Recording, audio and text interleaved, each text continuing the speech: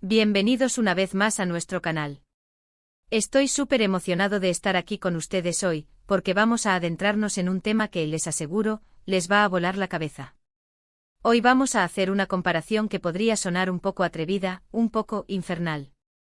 Vamos a poner cara a cara a una figura muy reconocida en el mundo del entretenimiento, alguien que despierta pasiones y admiración, y a una figura, bueno, mítica. Hablamos de nada más y nada menos que guapo vs guapo. Pero no cualquier guapo. Vamos a contrastar la imagen que proyecta un ícono moderno con la personificación del mal, del atractivo prohibido, del señor oscuro. Sí, amigos. Hoy comparamos a nada más y nada menos que al guapísimo Can Yaman con el mismísimo diablo. Así es como lo oyen. ¿Se atreven a descubrir qué puntos en común o qué abismos los separan?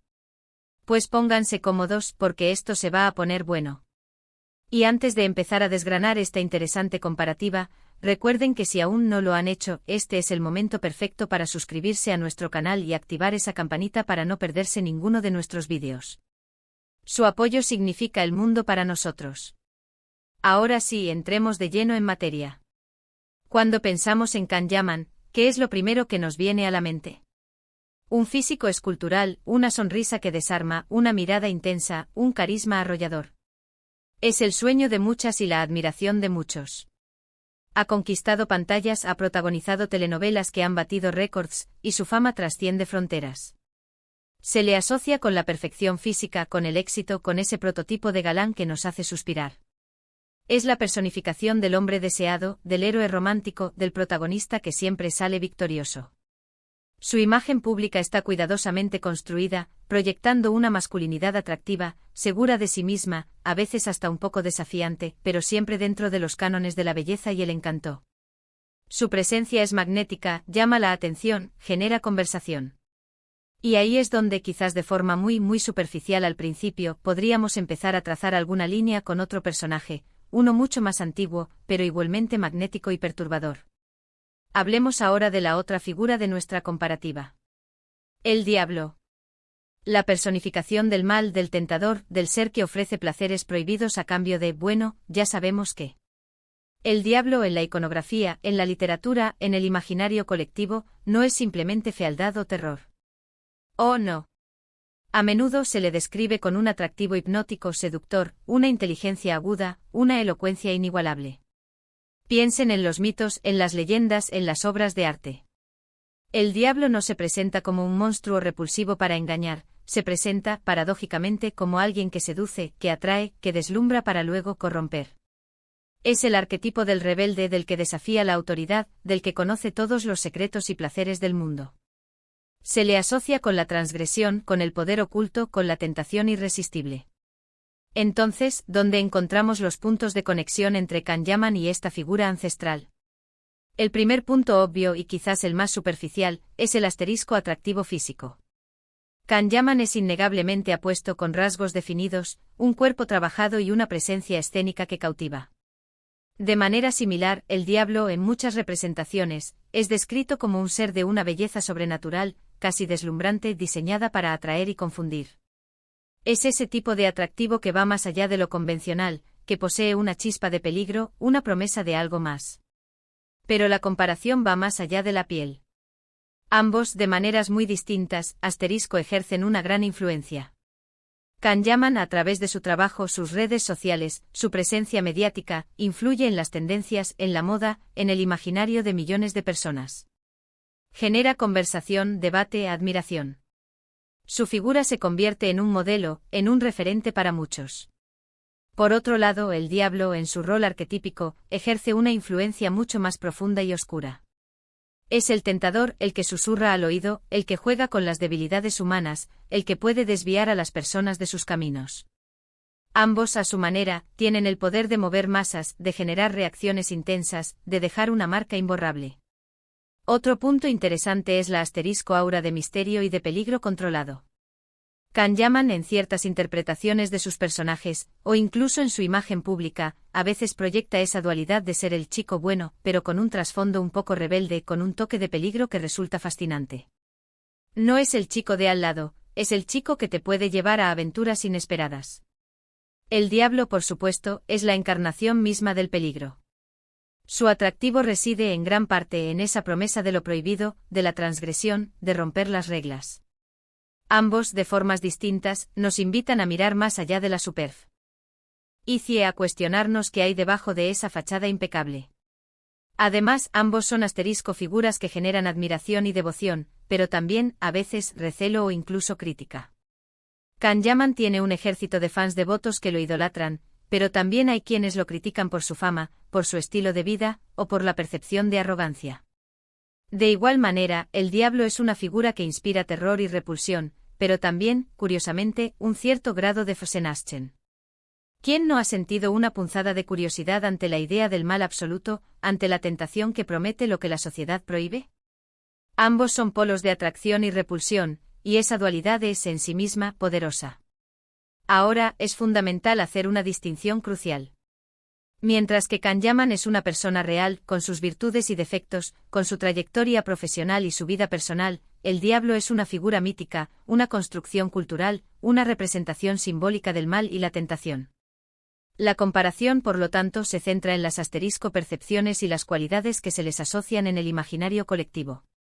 No estamos diciendo que Kanyaman sea el diablo, ni mucho menos. Estamos explorando los paralelos que su figura, o la figura del diablo, generan en nosotros. Pensemos en la capacidad de seducción. Kanyaman seduce con su talento actoral, con su carisma, con esa chispa que lo hace inolvidable en pantalla. El diablo seduce con promesas de poder, de conocimiento, de placeres carnales, de éxito sin límites. Ambos apelan a nuestros deseos más profundos, a nuestras aspiraciones, a nuestras debilidades. La seducción es un arma poderosa y ambos, en sus respectivos ámbitos, la manejan con maestría. Otro aspecto es la obsesión y el deseo. La figura de Kanyaman genera una obsesión sana en sus fans, un deseo de verlo triunfar, de seguir sus pasos, de admirar su belleza.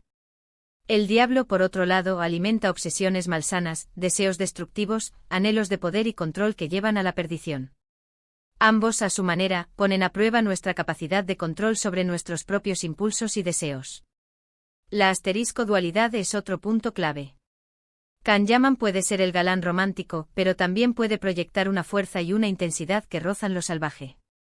El diablo es la encarnación de la dualidad, el ángel caído, la belleza corrompida, el poder que se ejerce para el mal.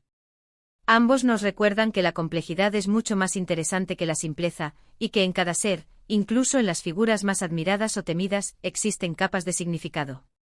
Y finalmente la trascendencia. Kanyaman, a través de su fama, está dejando una huella en la industria del entretenimiento, marcando una era de actores turcos que conquistan el mundo. El diablo como figura arquetípica ha trascendido el tiempo y las culturas, influyendo en la filosofía, la religión, el arte y la psicología humana durante siglos. Ambos, a su manera, logran una forma de trascendencia, de perdurar en la memoria y en la cultura. Es fascinante como una figura moderna, un actor que admiramos por su talento y su físico, puede evocar, aunque sea de forma metafórica, elementos asociados a una figura tan antigua y compleja como el diablo.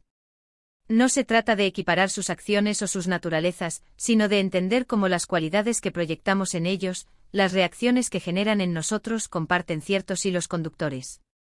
El atractivo magnético, la influencia, la promesa de algo más, la dualidad, la capacidad de despertar emociones intensas, todos son elementos que, de una u otra forma, conectan a Kanyaman con esa figura mítica del tentador.